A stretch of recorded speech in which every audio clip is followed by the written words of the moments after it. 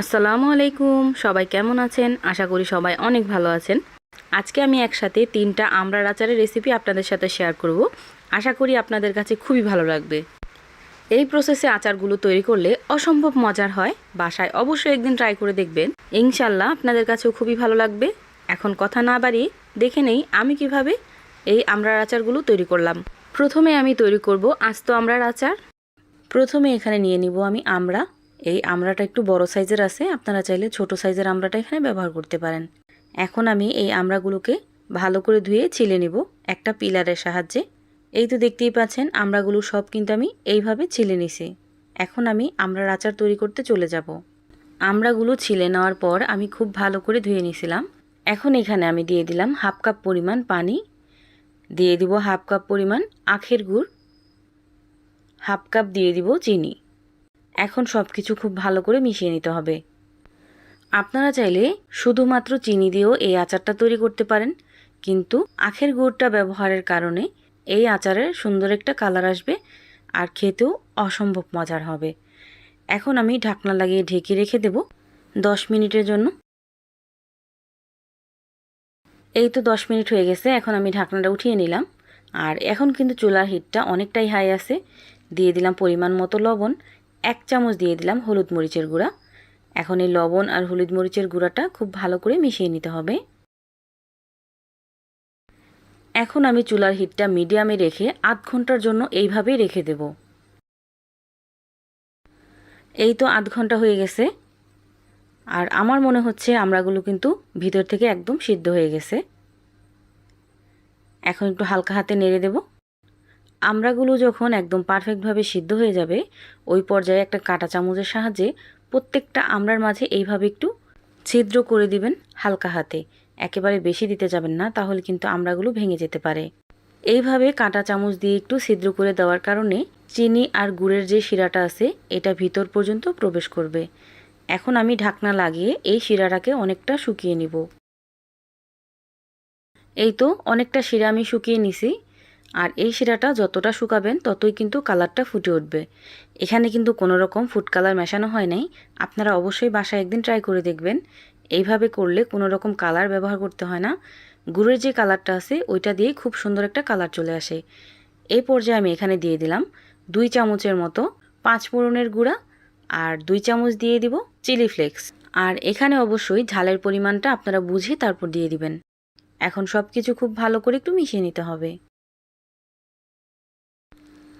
এই আচারটা জাল করতে করতে এরকম ঘনত্ব চলে আসছে। আর যখনই এরকম হবে তখনই বুঝতে পারবেন যে আপনার আচারটা কিন্তু একদম পারফেক্টলি রেডি হয়ে গেছে। এখন আমি ঢাকনা লাগিয়ে ঢেকে রেখে দেব ঠান্ডা হওয়ার জন্য। ঠান্ডাও হয়ে যাবে আর শিরাটাও কিন্তু ভিতরে প্রবেশ করবে। গ্রেভিটা কীরকম রাখছি দেখে নিশ্চয়ই বুঝতে পারতেছেন। এর থেকে বেশি কিন্তু ঘন করতে যাবেন না, তাহলে কিন্তু একদম শক্ত হয়ে যাবে, খেতে একদমই ভালো লাগবে না। এই তো দেখতেই পাচ্ছেন একদম পারফেক্টলি ঠান্ডা হয়ে গেছে আর কালারটা কতটা সুন্দর আসছে মাশাল্লাহ। এই আচারটা এইভাবে সাথে সাথে না খেয়ে 2 থেকে 3 দিন পর যদি এই আচারটা খান তাহলে কিন্তু এর টেস্ট আরও বেশি পাবেন।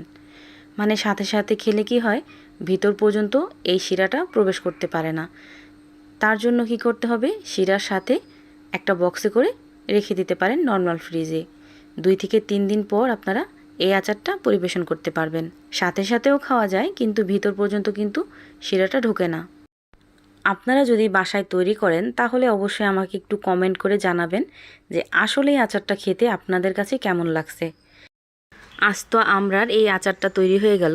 এখন আমি আরেকটা আচার তৈরি করতে চলে যাব।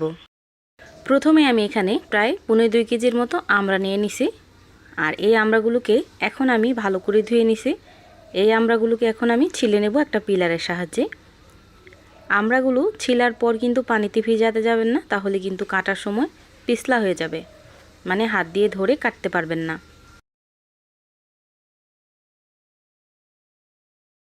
আমড়াগুলোকে খুব ভালো করে আমি ছিলে নিছি। এখন আমি এই আমড়াগুলোকে কেটে নেব।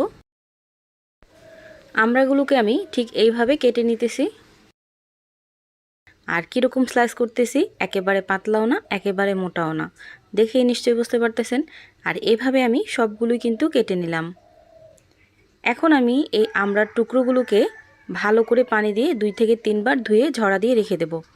ঝরা দিয়ে রাখার পর অনেকটা শুকনো শুকনো হয়ে যাবে। ওই অবস্থায় এখানে আমি 3 কাপের মতো চিনি ব্যবহার করব। যেহেতু এখানে আমড়াগুলো অনেকটাই ছিল, 1.5 কেজি আমড়ার থেকে 1.5 কেজির কম আমড়া এখানে আছে, এজন্য চিনির পরিমাণটা একটু বেশিই লাগবে। এখানে আমি 3 কাপ পরিমাণ চিনি দিয়ে আর দিয়ে দিয়েছিলাম লবণ। এখন খুব ভালো করে মিশিয়ে 2 ঘন্টার মতো রেস্টে রেখে দিতে হবে। এই রেস্টে রাখার কারণে কিন্তু আমড়ার আচারটা দীর্ঘ সময় সংরক্ষণ করা যায়, একদমই নষ্ট হয় না।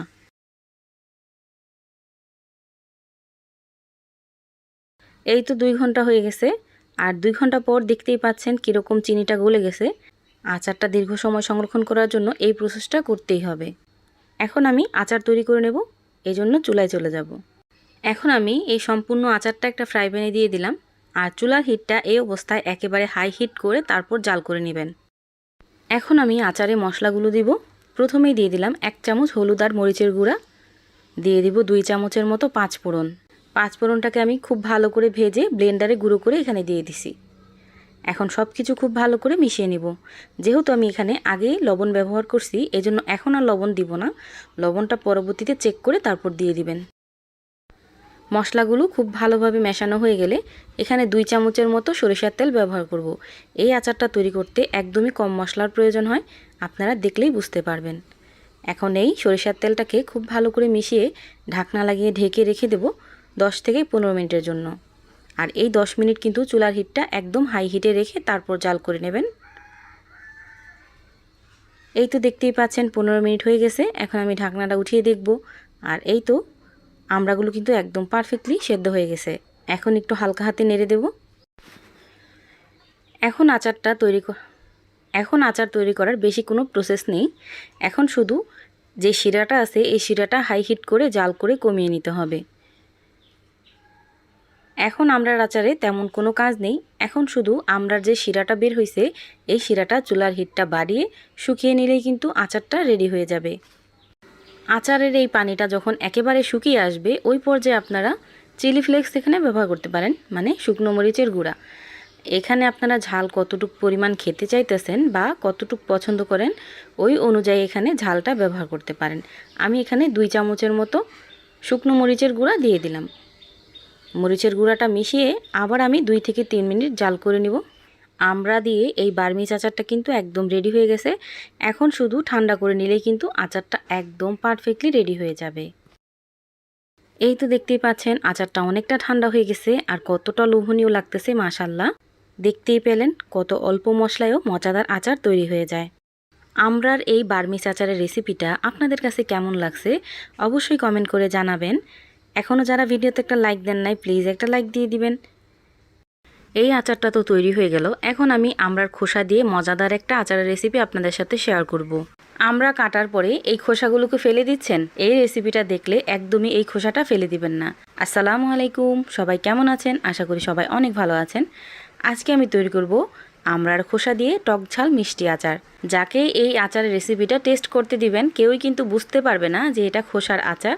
একদমই আমড়ার টক ঝাল মিষ্টি আচারের টেস্টই আসবে ইনশাল্লাহ। এখন কথা না বাড়িয়ে দেখে নেই আমি কিভাবে এই আচারটা তৈরি করলাম। প্রথমে আমি এখানে আমড়ার খোসা নিয়ে নিয়েছি। এখানে আমি অনেকটা পরিমাণ আমড়ার খোসা নিয়ে নিয়েছি, আপনারা যতটুকু প্রয়োজন নিয়ে নেবেন। আর এই খোসাটাকে 3 থেকে 4 বার পানি দিয়ে খুব ভালো করে ধুয়ে নিছি। আর এই আমড়ার খোসাটাকে এখন আমি ব্লেন্ডার জগে দিয়ে খুব ভালো করে সফট একটা পেস্ট তৈরি করে নেব ব্লেন্ড করে। আপনারা চাইলে পাটায় বেটেও করে নিতে পারেন। এখন আমি আচারটা তৈরি করতে চলে আসলাম। এখানে আমি 1/2 কেজি পরিমাণ আখে গুড় নিয়ে নিছি। এখন এখানে আমড়ার খোসাটা ব্লেন্ড করে রাখা দিয়ে দিলাম। ব্লেন্ড করার সময় খেয়াল রাখবেন যেন আমড়ার খোসাটা আস্ত না থাকে, খুব ভালোভাবে মিহি করে যেন ব্লেন্ড করা হয়। এখন আমি এই গুড়টাকে একটু গলিয়ে নিব। সব কিছু খুব ভালোভাবে মিশে গেছে। এখন আমি এখানে শুকনো মশলা ব্যবহার করব। দিয়ে দিলাম 1 চামচ পরিমাণ হলুদ মরিচের গুঁড়া।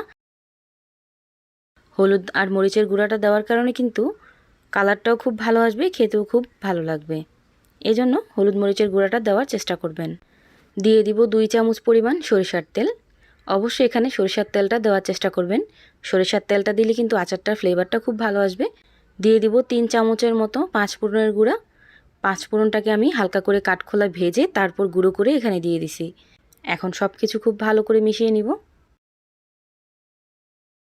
এই আচারটা এখন কিন্তু অনেকটাই পানি পানি আছে, এজন্য জাল করার সময় শরীরে ছিটাফোঁটা লাগতে পারে।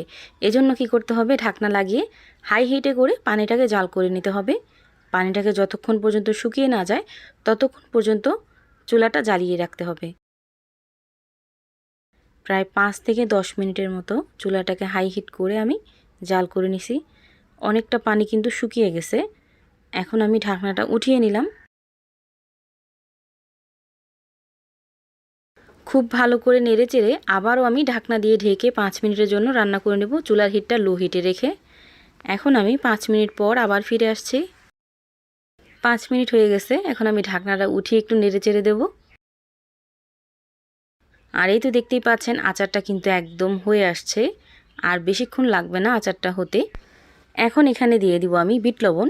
এখনও পর্যন্ত কিন্তু আমি এখানে কোনো রকম লবণ ব্যবহার করি নাই, এই জন্য এখন আমি এখানে 1 চামচ পরিমাণ বিট লবণ দিয়ে দিলাম।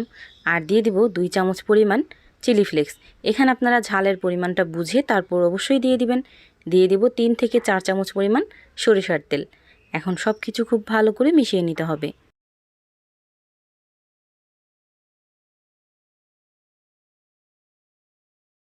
সব কিছু খুব ভালো করে আমি মিশিয়ে নিছি। এই পর্যায়ে এসে আপনারা একটু লবণটা চেক করে দেখবেন। যদি লবণটা প্রয়োজন হয় তাহলে আরও 1 চামচ পরিমাণ বিট লবণ এখানে ব্যবহার করবেন, বা আপনাদের টেস্ট অনুযায়ী বিট লবণ এখানে দিয়ে দিবেন। আমি কিন্তু এখানে সাদা লবণ ব্যবহার করি নাই, এখানে আমি বিট লবণটাই দিয়ে দিছি। আচারটা পারফেক্টভাবে হয়েছে কিনা বোঝার জন্য কি করতে হবে, আচারটাকে যখনই দেখবেন আচারটা ফ্রাই প্যানের ভিতর লেগে যাচ্ছে না, তার মানে আপনার আচারটা একদম পারফেক্টলি কুক হয়ে গেছে। এই পর্যায়ে এসে আপনারা চুলাটাকে অফ করে নামিয়ে নেবেন। আর এই আচারটা ঠান্ডা বা গরম যে কোনো অবস্থায় খেতে কিন্তু অসম্ভব মজার হয়। বাসায় অবশ্যই একদিন ট্রাই করে দেখবেন, ইনশাল্লাহ আপনাদের কাছেও খুবই ভালো লাগবে। আমড়ার খোসা দিয়ে এই আচারের রেসিপিটা আপনাদের কাছে কেমন লাগছে অবশ্যই কমেন্ট করে জানাবেন। আমার এই ভিডিওটা যদি ফেসবুক পেজ থেকে দেখে থাকেন তাহলে আমার পেজটা ফলো দিয়ে রাখবেন, আর যদি ইউটিউব চ্যানেল থেকে দেখে থাকেন তাহলে আমার চ্যানেলটা সাবস্ক্রাইব করে পাশে থাকা বেল আইকনটা বাজিয়ে দিবেন। তাহলে আমি প্রতিদিন ভিডিও ছাড়লে আপনাদের কাছে খুব তাড়াতাড়ি পৌঁছে যাবে। সবাই ভালো থাকবেন, সুস্থ থাকবেন। আল্লাহ হাফেজ।